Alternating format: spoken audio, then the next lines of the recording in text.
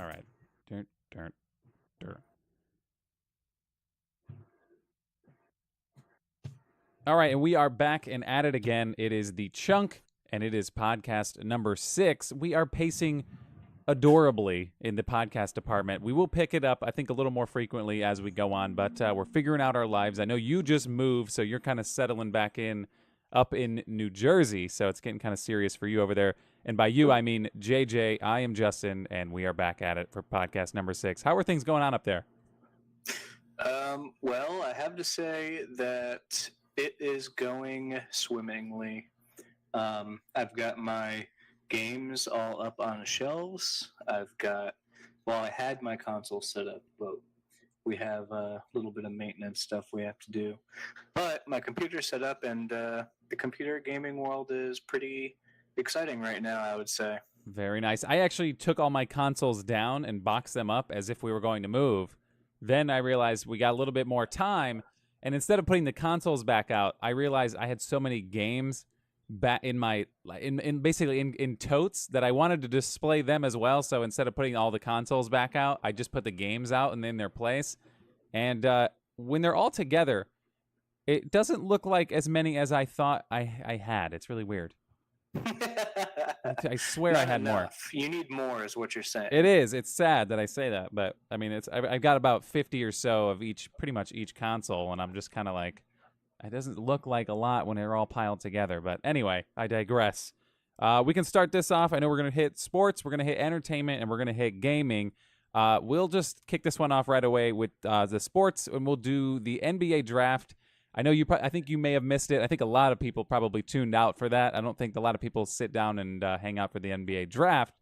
However, I did as a Celtics fan. Danny Ainge, I'm always wondering what this man's got up his sleeve. He did stand pat on draft day and picked a decent player that fell to us. His name is Robert Williams, but that's I won't get into that. It was just the pick 27. But everything kind of played out just about what I thought. I think it was Ayton wound up going number 1. The one player that I thought was probably the best player in the draft is Luka Doncic. And Doncic? His last name is Doncic? Doncic. It's Doncic, and I'm sure I'm butchering it, but I've seen the dude play. He's from Europe. I've seen him play on YouTube, so I feel like obviously I'm the most qualified to talk about him because I've seen him on YouTube. But everything I've seen from this dude is unreal. Like, aside from premier peak athleticism, probably the best European player I think I've seen come out in my life. I mean, the dude was, I think, 18 years old, he's 19 now, I believe, and he was on one of the best European teams, the basketball teams, and usually the high draft picks that are European in the NBA that come out are pretty good, and they're usually getting about 10 or so minutes on a really good team in Europe. This dude played, I'm pretty sure he carried his team to the championship. They won the championship, and he won the MVP of the season and the championship. The dude is a monster. However, he went 3rd in the draft to what was the Atlanta Hawks, and the Atlanta Hawks traded back to pick 5 and flip-flop with the Dallas Mavericks. So the Mavericks, to me, walked away with the best player in the draft at number 3. And all they had to do was move up a little bit to get him. That was a shocker to me. But other than that, the draft kind of played out exactly, nothing too shocking. There wasn't really that much eventful stuff going on. So it sounds like what you're saying is that the Celtics managed to get European LeBron at the 3rd pick. No. The Celtics didn't get him. I started off talking about the Celtics because I'm selfish and I just only want to talk about my team. The Dallas Mavericks walked away with, I would call him European LeBron, but without, just take away all his athleticism. Not all of it, but he's not LeBron freakishly athletic. But the dude can shoot, the dude can pass, he can defend. He looks like an all-around great player, and I do like where he landed, and I'm going to be curious to follow his career. But I will say at number 8, the Cleveland Cavaliers had picked number 8, and I was curious to see what they were going to do. Obviously, with the LeBron situation swirling around, his free agency is up right now. He's up basically to go wherever he wants. He can just kind of write his ticket, and somebody will make space for him. But to see what they did, they stood pat at number 8, and they picked Colin Sexton, a point guard, who I believe LeBron is on record of praising in the past. So this may have been one of those picks where it's like, all right, well, we may have been leaning somewhere else, but Colin Sexton is a player that we know LeBron has been talking about. Let's see what happens if we pick him. Maybe LeBron will stay with us. Speaking of, we might as well just move right into the what I'm liking to call the LeBron Tracker 2018. Yes, I'm about sick of these. I have to say, like, that you are the greatest player in the world at your sport when there are franchises who are literally grabbing players in the hopes that they can present to you, hey, look at this team we've assembled that'll go right around you. Why don't you join us? And we'll pay you lots of money. And what's crazy about LeBron is he is already, arguably, I would say probably is the greatest basketball player of all time. And he seems to be getting better at basketball. Yeah. That's what's really crazy about all this. What's sad? It's not like... Yeah, what's sad to me is that I grew up and I started watching basketball right around, I'd say, like actually paying attention to basketball in the early 2000s, like 2001, right around those Lakers teams, the Kobe Shaq era. Right. I was too young to actually pay attention and understand what Michael Jordan was doing, and that's that sucks. And what I'm seeing LeBron doing, as much as I've just been, as a Celtics fan, I mean, come on, he's been smashing us for years. I can't like him on the court, but the dude is unreal, and it's, as much as it pains me to say it, he's got to be the greatest basketball player I've ever seen play. I mean, you got to respect him. Yeah, you got to respect his game. He's like, as much as I hate to admit it, he's kind of like the Tom Brady or the Derek Jeter of the NBA. Yeah, absolutely. Probably even at a higher level in terms of just the longevity of his success and the fact that he's such a highly sought after player. I mean, who knows where he's going to go? Yeah, there's a few options that people are keep hitting over and over again, and that's the Lakers, who obviously have the cap room and the flexibility to bring in not only him, but possibly a Kawhi Leonard or a Paul George everyone's talking about to kind of pair up and maybe even a trio of them if they can move some of their young pieces to just harbor a bunch of them. And that would be the ideal situation for the Lakers. But the 76ers are now allegedly going all in to try to get LeBron on their team as well, who they can sign outright. They also have max cap space because they have a lot of young players in Embiid, Simmons, Saric, all those players that are on rookie deals. They have max cap space and can bring in somebody like a LeBron, which would be unreal. Imagine, dude, if you asked anybody in the entire United States if the 76ers would ever be a suitor for LeBron James, they would have laughed at you. Yeah. But now it's wild. And all I have to say is there are people out there, and I was actually talking to one of my buddies about this. There are people out there that say that Jordan was better than LeBron because of the rings. And while I agree to a certain point that rings are important, you got to just look at the dude's stats. They're unparalleled.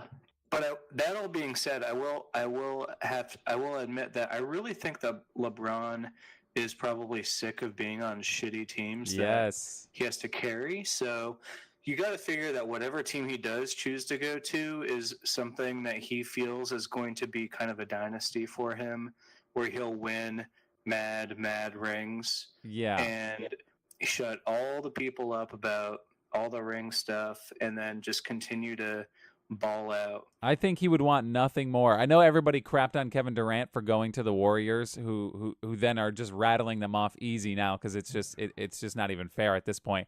But he would love nothing more to find a situation like that so he can just jump on in and not necessarily take a back seat, but just take the load off of him so he only has to do so much on a given night to get his team the win. He's got to be fed up with just harboring the Right, entire score 50 load. points and then lose the game. Yes, a 50-point triple-double and still find a way to lose. How do you do that? How do you waste that? I mean, he's got to be fed up with that, which leads me to the point.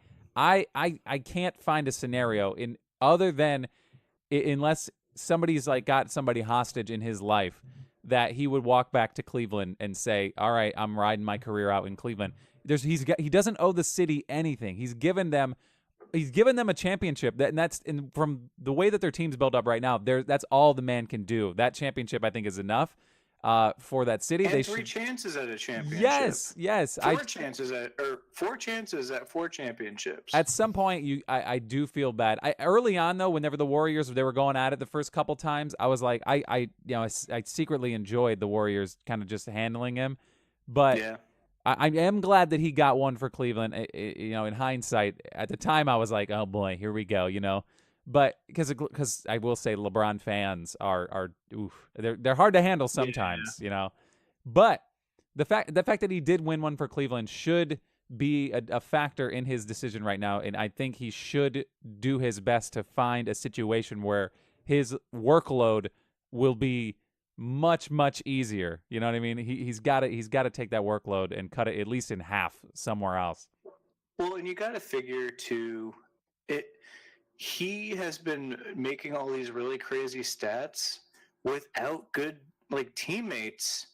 They don't score. They don't play defense. They don't pass the ball. He just has to put the team on his back and get rebounds. Go down, make 3, steal the ball from this dude, get double covered, and he still has these crazy stats. So who knows? Maybe his stats will be even better with a better team.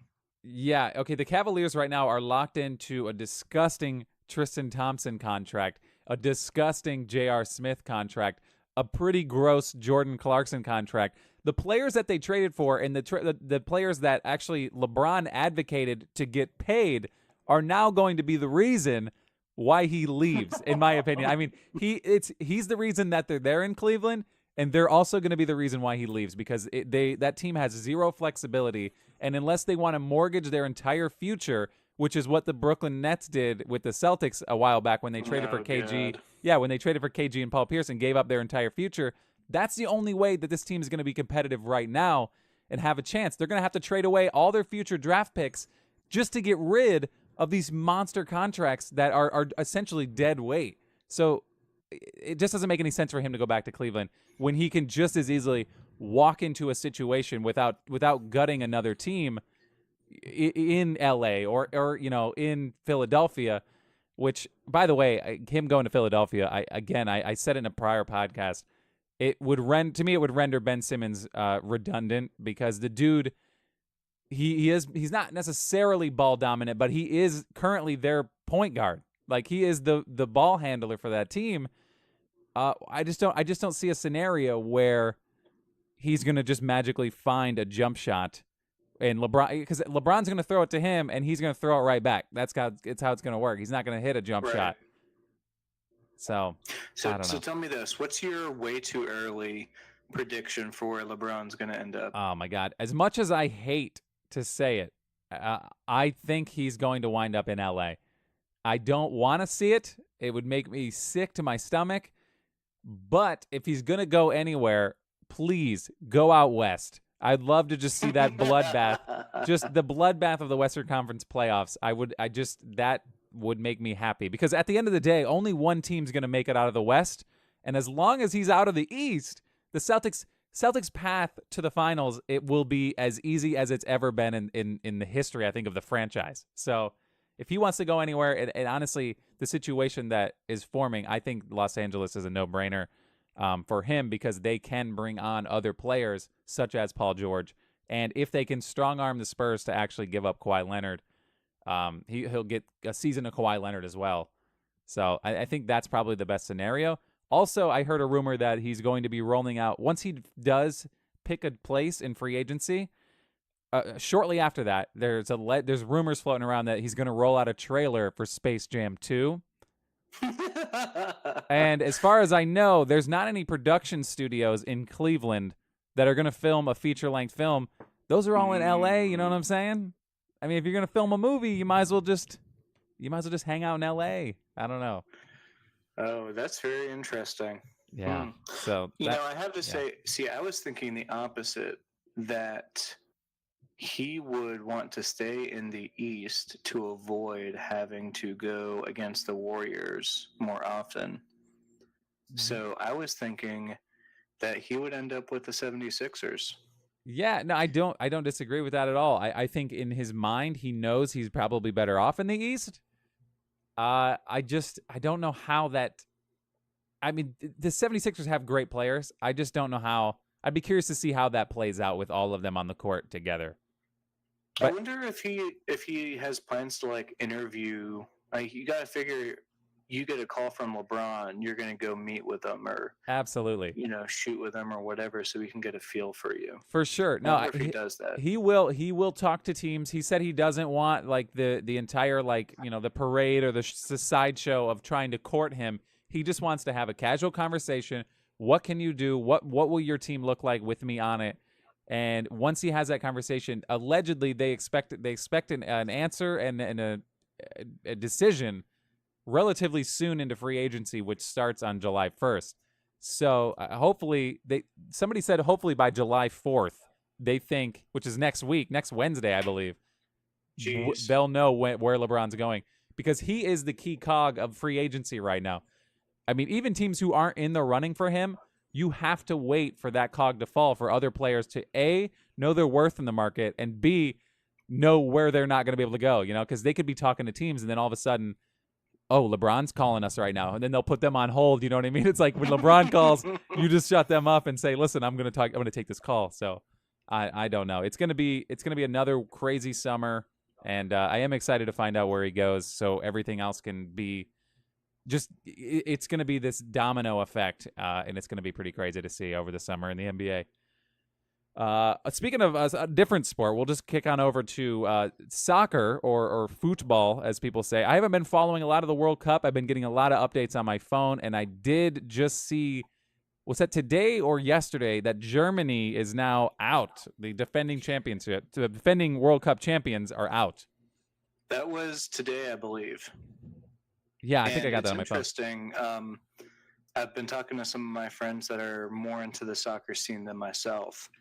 What's the deal? What happened? I mean, these guys were putting ridiculous scores up on national teams, like 8-6-8 scores in a soccer game. What happened? The answer that I've been getting most consistently is the coaching. It sounds like there were some decisions made in terms of leaving players out that are pretty good, that they felt could have been a good talent for the team to play in some of these games. And then there's a little bit of a sentiment that some of the players are starting to get old and starting to kind of be on the tail end of their World Cup kind of reign. But it's really interesting to see that they haven't won a single game yet.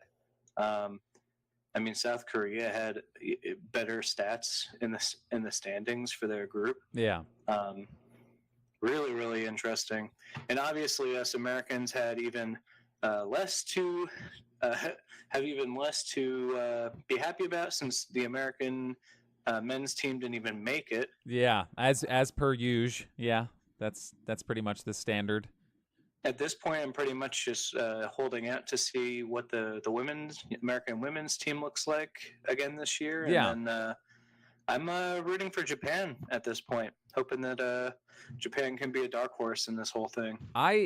First off, I will tell you, I did not realize the World Cup lasted this long. I feel like it's been going on for like 3 months. I don't know why. And it's still not going to be over for another month, I believe, or at least 3 weeks it's still going on for. So it is pretty cool that there's that many. I believe it's down. I think it's coming down to the round of 16 right now. And the one team I keep seeing that's like they're on like this run right now that I don't know. I mean, I wouldn't say improbable run, but Mexico, which is our neighbors south of the border there, has been on a pretty decent run. So if I was going to attach my wagon to anybody, I'd just I'm rooting for Mexico. I mean, I don't know if they're going to make it all the way, but if they can just keep it up, I think that'd be pretty cool to see. Looks like Mexico has a game against Brazil on July 2nd. Yes. That'll probably be a big one to watch. For sure. And then Spain and Russia play. Those are two teams that are doing pretty well.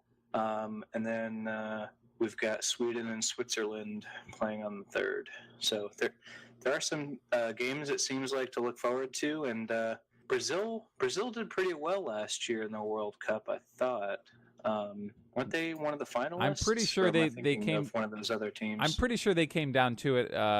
I'm pretty sure they were in the top group, but I'm not sure. I'm not sure when I'm gonna finally tune in and actually watch a game. I'm sure I'll watch some of the final, but it is weird how I've somehow conveniently missed a lot of these games, despite the fact that I have the ability to watch it. I think on Hulu they are airing a lot of these games, so I mean I probably will hop in as it gets a little closer to the finals. It's kind of like baseball. You know what I mean? Like, for me at least, I can't watch it on TV. But if you give me a Game 7 of the World Series, I might tune in and scope it for a little bit. You know what I mean? These are single elimination games. I think at this point, once they've come down to this round, the round of 16. So it is a little more cutthroat. I kind of like that. As opposed to like a 7-game series where there's not really any repercussions of losing early. You can always come back. So it's pretty fun to watch. Yeah, it'll be interesting to watch, and obviously soccer is, the most watched sport in the entire world. So it's not just us paying attention to this. Absolutely. All right, we'll transition from that over to the entertainment world. I know there's been a few movies that have come out, some last month that you actually have finally gone and seen, including Deadpool 2. So I know that I think we hit on it a little bit whenever I had seen it back in the day. But now that you've seen it, I'd like to know how are you feeling? What were you feeling whenever you were watching that? I have to say, I think I liked Deadpool 2 as much as Deadpool 1. I was kind of skeptical with how they were going to implement somebody like Cable and Domino and some of these other characters, but I was really happy to see that they did it pretty well. And it's kind of interesting how they did it with his girlfriend and try not to spoil too much. No, give it at this point. If you haven't seen Deadpool 2, tune out. Spoiler alert. I want to talk about this openly because I don't want to like pull any punches. We've both seen it now, so we can talk about it. And if you haven't seen it yet, then just kind of tune out for this little brief segment. The girlfriend thing obviously was tough, but at the end, when he came back, does that mean she's going to be back in the next one? Like, what does that mean when he got that time travel device? Did you see that, like the little post-credit thing? Yeah, well, what was hilarious is how he even made a comment in the movie about how maybe he just has a problem with other big stars in the movie. Yeah. And it was interesting how they kind of like went back and retconned the Green Lantern thing. Yes. And her dying. Oh my gosh. Like that's just some Deadpool fourth wall shenanigans, which is really hilarious. I think I'd like to see in whatever the next Deadpool iteration is, maybe them starting to kind of flesh out the X-Force and kind of go through that group dynamic a little bit more. Him and Cable and Domino kind of only joined forces at the end of the movie, so it'd be cool to kind of see them get away from the X-Men thing and kind of focus more on the X-Force. Yeah, I did think for sure. I thought Cable was badass. But I did find one thing to be a little odd to me, and I obviously it's the movie, and that's why you had to make it that sweet, like that good ending.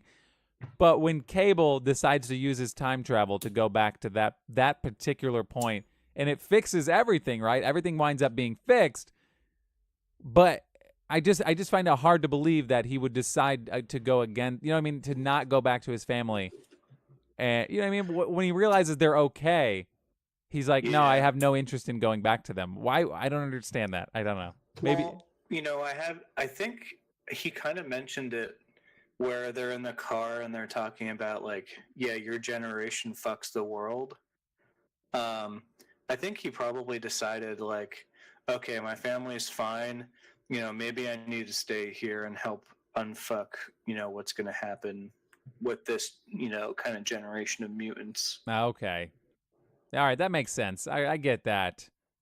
That But was my sense, at yeah, least. it was just weird to me to know for him, this was his driving force of the entire movie. The dude was willing to kill for it.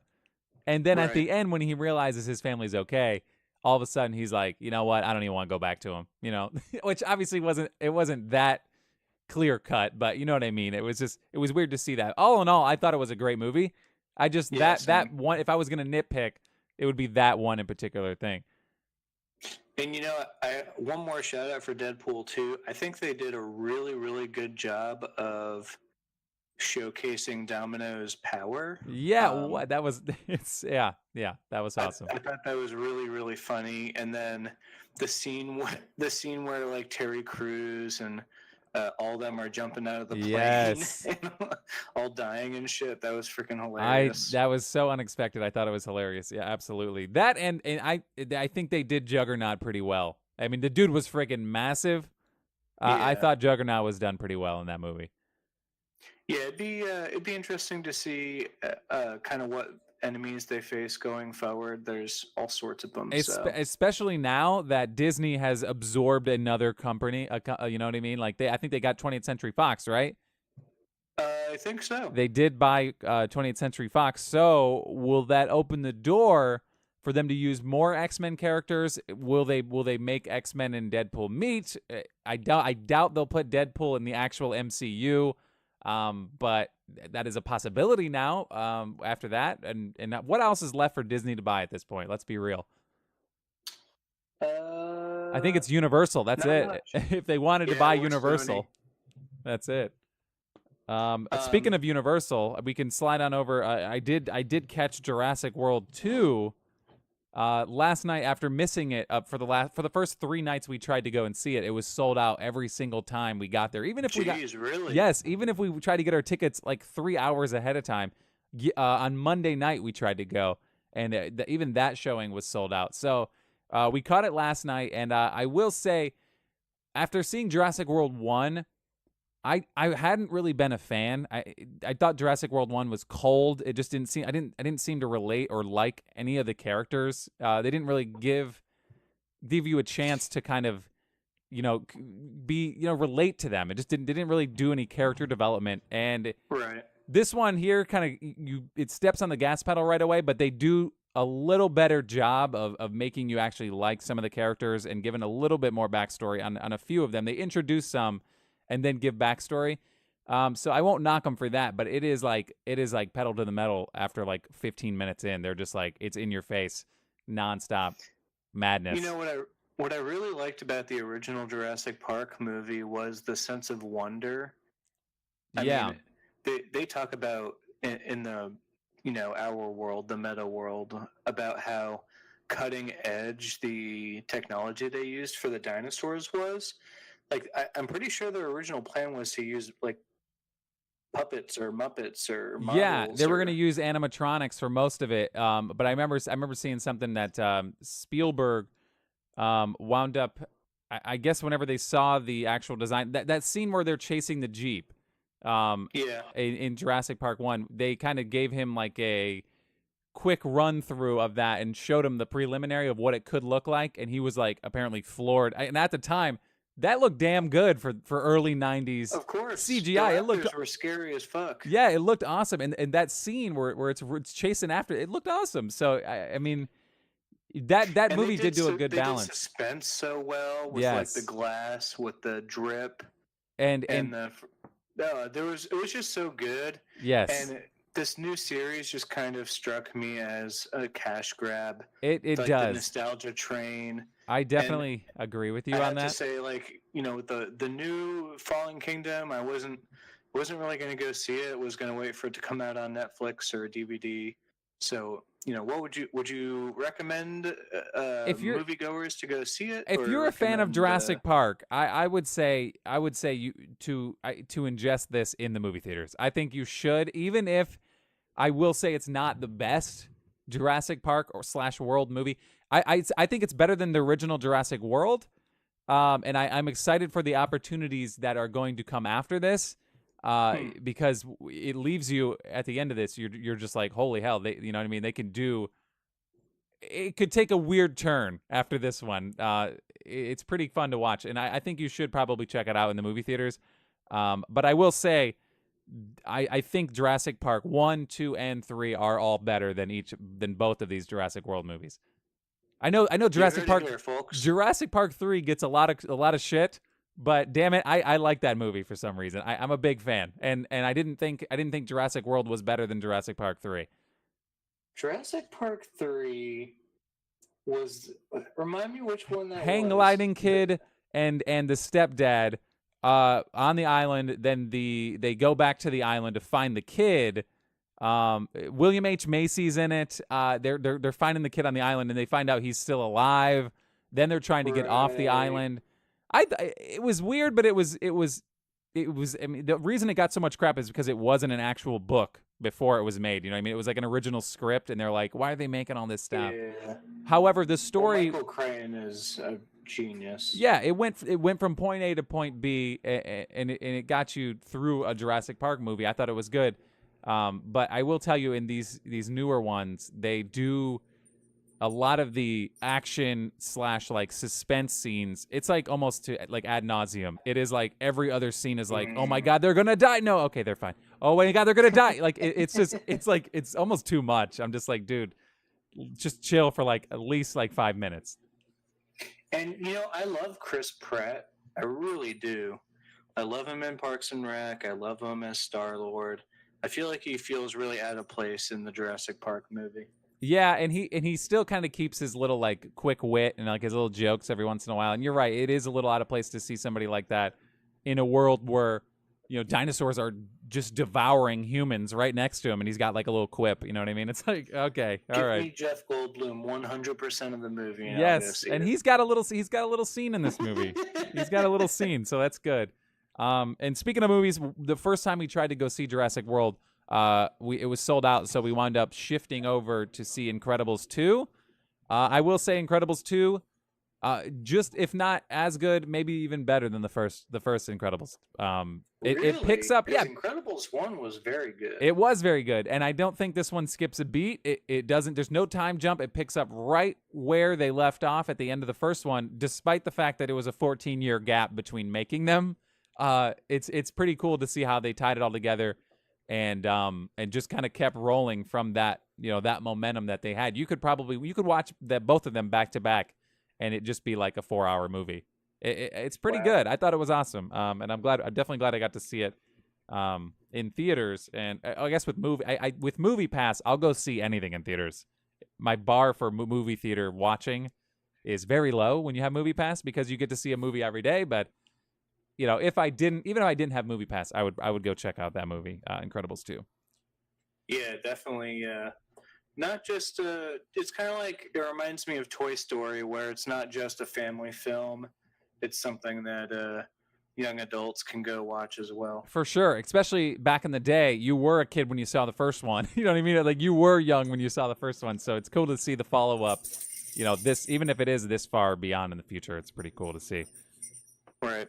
Okay, we'll move on over to the games portion of our podcast. And I know there's a couple things in here I'm not even familiar with, so I'm going to be curious to hear from JJ about some of these. But I am familiar with this one. If you haven't heard, all you Nintendo Switch users out there, which does include JJ and myself, Fortnite has officially come to the Switch, and it is now playable. However, the cross-platform compatibility, again, Sony is holding tightly to this, and obviously I don't necessarily blame them, as Microsoft did it last generation. But you can do cross-platform play with the Switch and the Xbox One using the Epic account, so that's pretty cool too. But it is on the Switch for Switch users. What about Switch and PC? I believe it's the same way. Sony and PC can coexist as well. Using the Epic accounts, that's how you can do it. I see. Yes. So, but yes, this is cool to using the Switch. We could play with some friends who have Xbox One, and we may have not been able to play with them prior. You can use the Switch to do so. Have you downloaded on your Switch yet? I haven't, but I have to admit, when I first played Fortnite, it kind of struck me as a game that would be perfect for a Nintendo console because it's goofy. It's like a weird, goofy game. It's a third person shooter, but it's got a really fun game mode, and it doesn't take itself too seriously. So I was really happy to see that they were doing this, and it's just another great sign for Nintendo, kind of embracing third party IPs and third party developers. Bringing them into the fold for their console, and I think it's just one more step in the right direction. I'm really excited to see also kind of what other games they're able to bring in once their online services is in, kind of full mode. Yes, I totally agree, and I agree with you about Fortnite on the Switch. It's a no-brainer, especially when Fortnite right now is like the biggest game going. I mean, like as far as like users, it's unreal. Fortnite essentially owns the universe in the gaming department currently. They're printing stupid money because kids are just taking mama's credit card and just buying all these skins, which they don't even factor into the gameplay, but they just look pretty sweet. Yeah, But they're making so much money. It's unreal right now. and I mean, dude, just wait till you can be a Mario Oh, character and have a friggin' wrench as your pick oh instead my of God. a pick. Oh, that would be interesting to see Mario running around with like an assault rifle. You know what I mean? Shooting rocket launchers and stuff. But Yeah. it'll be pretty cool. So that's cool that Switch was able to pick that one up. And I will tell you that unless you're using the Pro controller though, I wouldn't mess around trying to play a handheld. It is very awkward, like uncomfortable to try to do the controls. Really? Yeah, well, because Fortnite's a little, you got to react a little quickly, and trying to do that with your thumb down, you know what I mean? It's weird with your right thumb down. It is a little Hmm. odd, but um, yeah, it's still fun, and it's fun to be able to travel with it, and you know what I mean. Just take it to grandma's house as long as she still has Wi-Fi. You know what I mean, and play that way. Moving on to Elder Scrolls Mobile. I didn't even know this was a thing. Apparently, you can play Elder Scrolls on your phone. How exactly is that going on? Yeah, so my friend Doug showed me this video, Elder Scrolls Blades, which was revealed during E3. It's a kind of full blown Elder Scrolls game that you can play on your mobile. We're going to post a video on the website kind of following this podcast so you guys can check it out yourselves. But it seems pretty sweet. I've got myself a Samsung S9 Plus, which is Nice. huge enough to be able to play this type of game on there. Um, it seems pretty simple where you have just kind of these bars, but when you get into the interface, it seems a lot more kind of not intense, but more in depth than you might have expected for a mobile game. And then at the very end of the reveal trailer, they show us that this is something that will be cross platform. So you can play on your phone, you can play on your console, Ooh. and you can share your account between the two. So it'll definitely be something that I give a try. You know, anybody that likes Bethesda, likes the Skyrim game, or sorry, likes the Elder Scrolls games, um, you should definitely look into this game. It looks pretty sweet. That's pretty awesome. So you're telling me your phone can handle this, and it's comparable to like a console or like a PC, You or know, is it like a dumbed down version? I think it might be a little bit kind of like console light when you're playing on the mobile. You're not like kind of dodging around really as much. It seems like more like a classic RPG where you're just Okay, trading blows. that makes sense. But I think there's a little bit more to it than that. But that's kind of how it appeared. I'm sure that they'll give us more details as we get closer when it becomes available. And they also indicated that this would be available to play via VR. Ooh, Um, so that'll be a cool platform to play it on as well. very nice. All right, moving on. We have Torn City is on my list here. We're running down. I have no idea what this one is. Can you fill me in on what the heck is going on with Torn City? So Torn City is a um, browser-based text-based RPG. I've been playing it for quite a while. I just wanted to bring it up as something that our listeners might be interested in. If you kind of like time killery, kind of like Mafia Wars type of game, this is something that you might be interested in. You can check it out. Basically, it's like any of those kind of mobile games where you build up wealth by doing crime or beating other players up, or uh, you can. A lot of it is kind of like you upgrade your player over time, and by interacting with other players and joining forces to form things called factions. Um, you're able to kind of progress through the game faster or slower. It's not for everybody, that's for sure, but it's something that I've enjoyed. It's something that you can kind of jump on once or twice during the day and play for like a few minutes. While you're at work, you just pop open another browser and just you go to town a little bit. That incognito window and jump on your Torn account for a few minutes. No, I'm not saying that I do that. No, sort of thing, of course not. No. I'm looking at the website right now. It does look pretty cool. It looks very in depth for just a text-based game. So yeah, it's looks like it's torn.com if you want to check it out. Or just Google search Torn City the game, and they'll be able to. You'll be guided directly to the website, which looks pretty sweet. So if you want to check it out, that's where you want to be. And last on the list, this was a late addition to the podcast lineup, The Thing, and we're not talking about the Fantastic Four character. No, there's no clobbering time in this game, though I have to say there are flamethrowers. The Thing, Infection at Outpost 31 is a board game that me and my fiance picked up. I'd played it with a few of my friends on a vacation. It's really, really fun. I wanted to bring it up because I think it's definitely worth recommending to people out there that kind of like more. It's not hardcore, but it's definitely a more intricate game. If you've ever played a game like Resistance or Mafia or Werewolf, where you kind of go around trying to determine who the bad guy among you is. Yeah. This game is kind of in that genre. And so, in addition to, basically the premise is you're all on this, it's based on the old movie, the old sci-fi movie. Yeah. You're all at a station in Antarctica, and you discover this ancient alien pod, and one of your scientists determines that one of you is being impersonated by the Thing. Oh. And so you progress through a board game. You progress through different sectors to try and escape the facility. And at the end of the game, through all that you've done, you have to determine who goes and who stays. The humans obviously want only humans to get on the helicopter.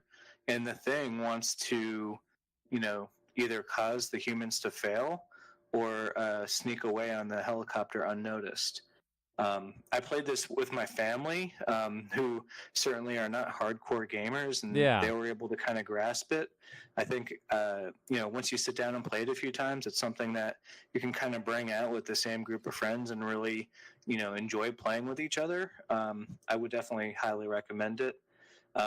The rules are a little bit intense, so you have to spend some time doing that. But once you get the gist of how it works, it's really fun. Yeah, I love games like that where you're trying to dupe your closest and loved ones and friends. That's my favorite kind of thing. Yeah, I mean, my fiance looked me straight in the eyes and was like, "Are you the alien?" And then it turns out that we were actually both the alien. Oh my gosh! At the end of the game, wait, so you don't even know other people are aliens? Well, it's funny. Like, so there's 3 rounds, right? Yeah. The first round, one of you is the alien. After the first round, after you clear the first sector, there's a round called the assimilation round. And there's a chance that another person turns into the alien. So you don't know as the alien who the other alien is, unless you get a piece of gear called the flamethrower. And with the flamethrower, you can either do a blood test to secretly check whether somebody's human or alien, or you can call a vote to see if you're going to torch a player and just take them out of the game. Oh my gosh. To kind of, and it's crazy because as the alien, you want to torch people to cause less humans to be in the game. Yeah. And as the humans, you want to torch the aliens to make sure that they don't get on the helicopter with you guys. That sounds like a pretty awesome game. About how long would you say a game lasts? I think it took us about an hour and a half, maybe 2 hours. Okay. When you first start to learn, it'll take you, a good chunk of time to get through the rules, to familiarize yourself with the pieces. Yeah. But once you kind of get the hang of it, and depending on the size of group, we had 7 people, and it took us an hour and a half, 2 hours. So it's pretty fun, and it doesn't take the whole night like Risk or Monopoly. Yeah, no, that sounds like a pretty awesome game. I'll have to check it out for sure. And obviously my current, I guess should call her wife now. It's weird still saying that, but my wife Kristen, we'll definitely go check it out and see if it's something we can add to our extensive board game collection as well. So we'll have to go see what we can do about it.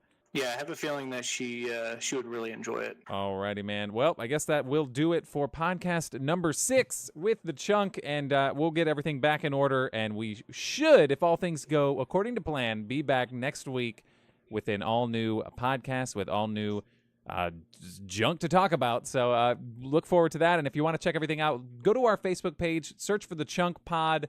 It's actually at the Chunk Pod on Facebook, Twitter, Instagram. If you're there, give us a like, give us a follow. We definitely would appreciate it. And any interaction you want to go with, follow us on thechunkpod.com as well. We'll be posting stuff there a little bit more frequently than we have been. I know we've been kind of slacking. I've been doing a lot of other stuff going on.